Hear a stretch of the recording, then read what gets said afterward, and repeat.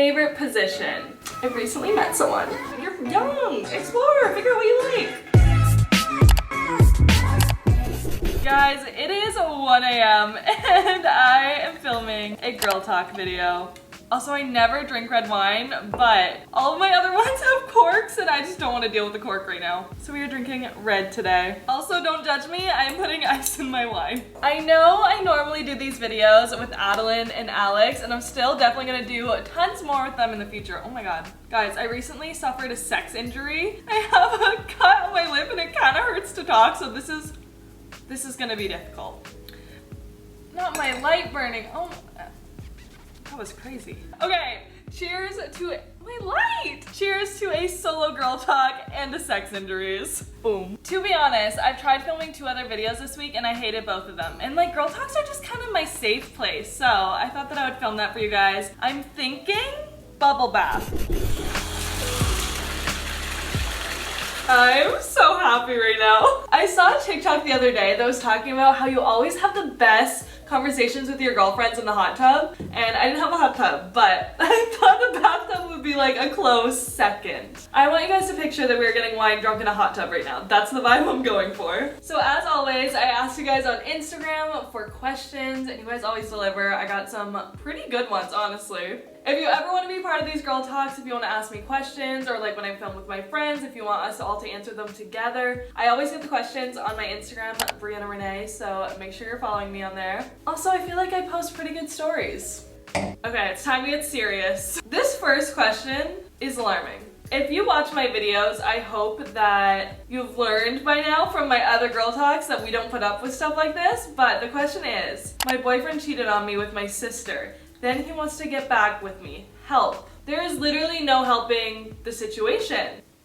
I want to tell you to drop them both. Like maybe somehow you can fix the relationship with your sister because she's blood, but the boyfriend's gotta go. The boyfriend's gone. The sister, she's on heavy probation. I'm so sorry that that happened to you. That is very fucked up. If he just cheated on you in general, it is debatable whether you get back with him. I would personally say no. But if it's with your sister, there's just no conversation to be had. Okay, I got this question that just says most embarrassing story. And I definitely have quite a few, but I have one that's somewhat recent, like within the last 6 months, that I feel like is kind of a funny story that I could tell you guys. Okay, let's set the scene. I was seeing this guy for like 2 months probably. We were seeing each other pretty consistently, but I'm a safe gal. I use condoms because I am very scared of STDs and I like to be safe. So I'm a condom queen. I made this man use a condom, and the condoms that I had were too small for him. And I guess somehow it came off and it got stuck inside of me. Like he didn't realize that it came off. And then he like looked down and he was like, "Where's the condom?"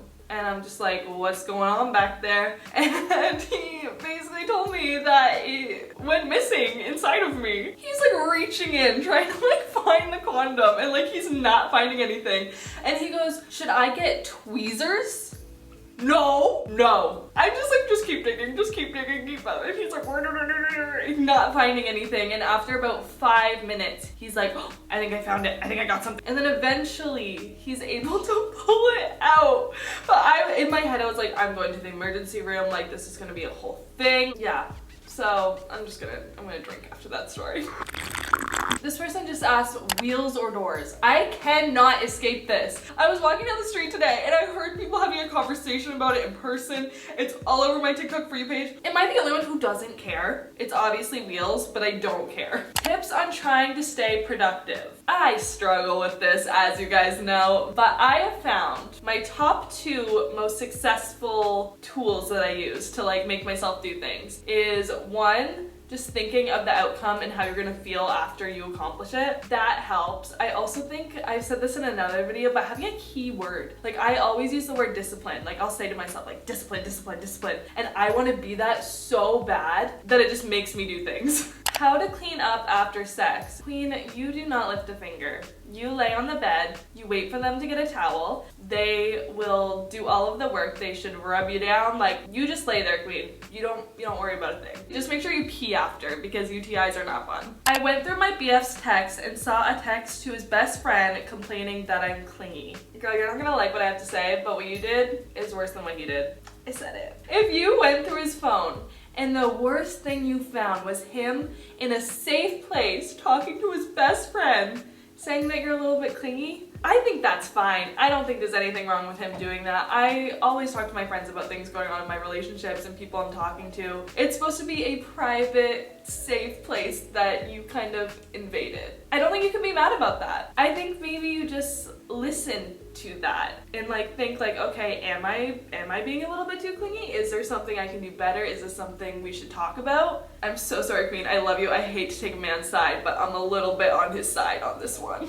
How do you maintain long distance friendships? I have gotten quite good at this because I have so many long distance friendships. I have my friends from my hometown. I have my friends from LA. When I'm in LA, I have my Toronto friends. Like, I bounce around so much that I constantly have some type of long distance friendship going on. If it's your best friend, it takes a lot more work. I have a lot of friends that I know if I'm in the city, I can hit them up. You know, we don't talk all the time, but like we're still homies at the end of the day. I think if it's maybe your hometown friends you're trying to stay close with, like have a group chat or something. I love my hometown group chat. Me and my two childhood best friends, we have one called the OG support group, and it is my safe place. FaceTime is also your best friend. FaceTime is a game changer. So many of my friendships are stronger because of FaceTime. Also, just like sending TikToks that remind you of your friends. It's just like the little things that you can do just to keep that communication, to make sure you're like staying in each other's circles and on each other's mind. In 2022, maintaining a long distance friendship is pretty easy. Favorite position. Now, I don't want to sound boring with this, but missionary. It just has to be missionary. It's definitely the best. Other ones are fun, but you know how missionary is like the standard? I feel like people will be like, when they talk about popular songs, they'll be like, it's popular for a reason. I feel that way about missionary. Why does everyone do it? Because it's the best. Also, there's a lot of ways to make missionary spicy. It doesn't have to be boring.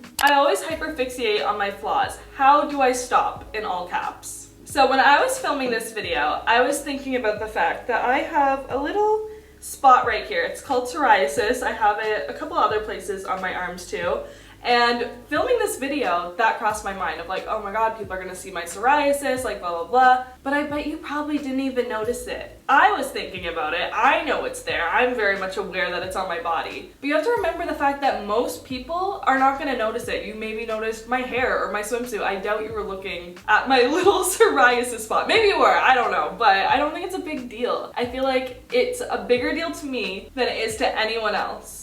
It's also interesting, like the things that I'm insecure about, I honestly get complimented on a lot. I'm very insecure about my little teeth gap. I get compliments on that. I'm very insecure about like my big cheeks. For a while, I genuinely was thinking about getting surgery to like depuff my cheeks or something. I don't know what I was trying to do. But I feel like so many people tell me that they like my cheeks. Honestly, the things that you can't change or that are really hard to change, I feel like you should just learn to accept about yourself. It's honestly just changing your mindset when it comes to those type of things, because you're your harshest critic. Very cliche, but true.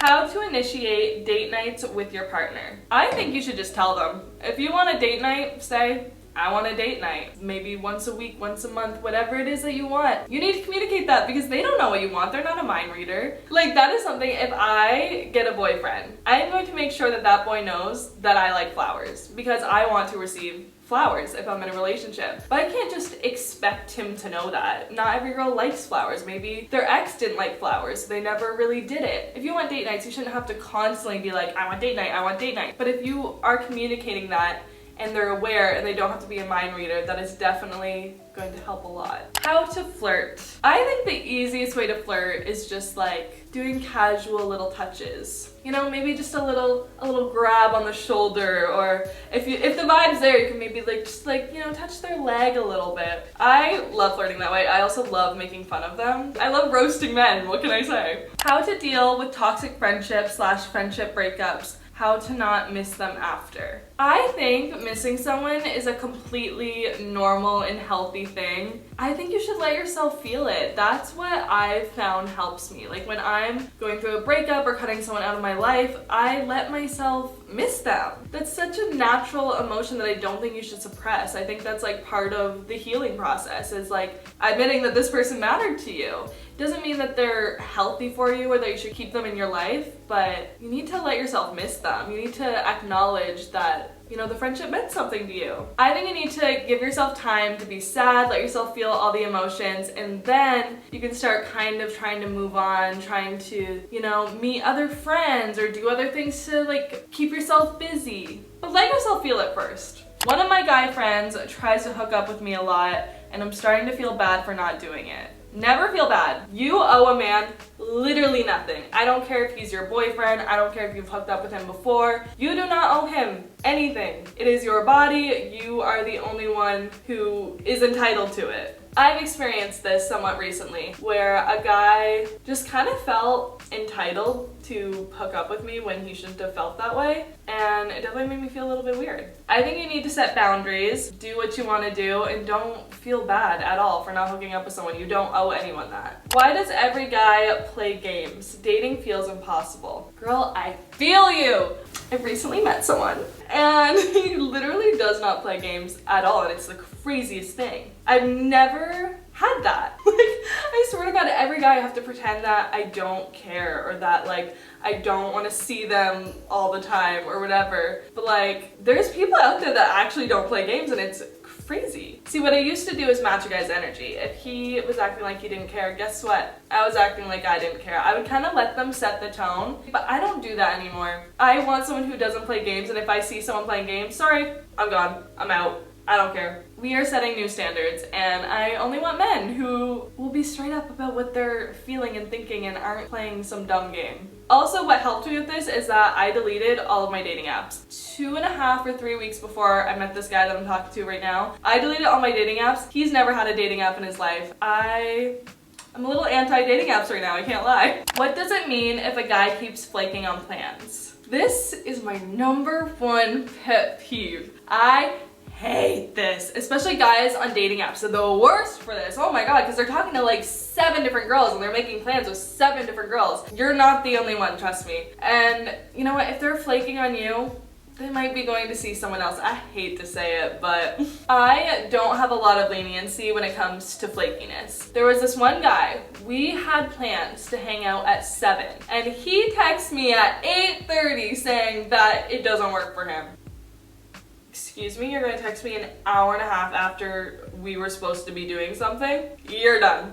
He is showing me up front what kind of person he is to date, and I have no interest in that. I'm not gonna continue to entertain something like that. That's such a waste of time to me. I love just shitting on men and giving advice. I hope that you guys like my advice and you're not like, Brie, you're deranged, but these are my thoughts. I've been talking to this guy for 3 months and I want to be official, but I don't know if he does. I have the best advice for this, and it's not even my advice. It's from Nick Vile. I've recently came across his TikTok. He's from The Bachelor. His podcast has the best advice. I actually really like him. So he was saying that you don't ask a guy, what are we? You tell him what you want it to be. And if he rejects it, he's not rejecting you, he's rejecting what you wanted. I thought that was incredible. I don't know, maybe that wasn't as profound as I thought, but I was like mind blown when I heard that. I was like, whoa. And it was like in the comments, everyone else was like, whoa. You're welcome, Nick, for the free plug.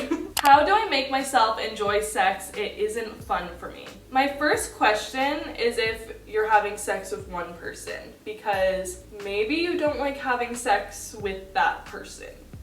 I've heard this from friends that they, you know, were with this guy, whatever, and they had no sex drive, like at all. And then they got a different boyfriend and suddenly they were horny all the time. I also know people where this has happened and turns out they were having sex with the wrong gender. There's so many things. I don't know what it is, but I feel strongly that it might not be with the right person. You're young, explore, figure out what you like. Do you have to shave down there to have sex for the first time? Okay, we have another story time.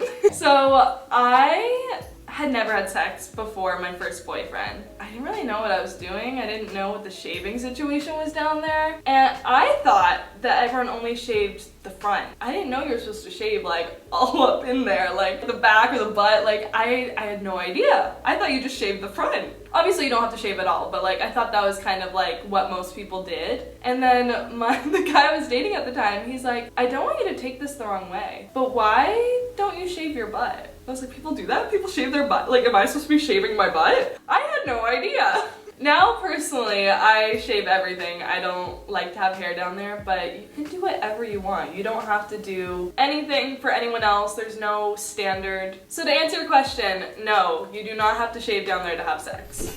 And that is the last question I had screenshotted. Whenever I do these videos, I don't want to stop. I'm always sad when I get to the last question because I just love talking about stuff like this. These videos are genuinely the most fun to film. Thank you guys for watching. I love you. Be sure to subscribe if you haven't already. Follow me on Instagram, Brianna Renee, TikTok, Brianna X Renee, and I will see you guys very soon. I think my next video should be a get ready with me for a date with the man that I was just telling you guys about, so you can get excited about that, and if you have any questions, maybe I'll answer it in that video. So I will see you very soon. Bye!